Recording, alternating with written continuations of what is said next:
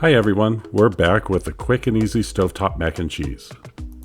You will need 2 slices American cheese, 5 ounces shredded sharp cheddar, 8 ounces small elbow macaroni, 4 ounces evaporated milk, a quarter teaspoon each of smoked paprika, garlic powder, and black pepper, and 2 tablespoons of butter. Start by adding 8 ounces of small elbow macaroni to a medium saucepan and add water according to the package. Continue following cooking instructions until you reach your desired tenderness. Also, don't forget to add salt to your pasta water. We like to add a half a teaspoon of chicken bouillon for added flavor. Stir occasionally. Once cooked, strain but do not rinse.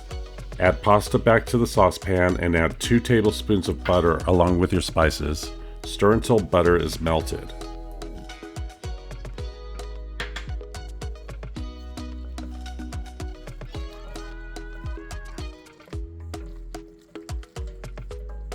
Next, add 4 ounces evaporated milk and turn the stove on to medium heat just until the milk starts to simmer. Stir occasionally.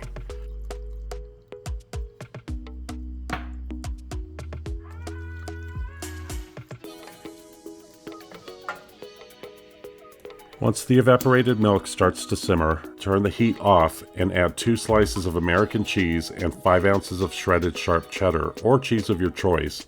Mix until cheese is completely melted.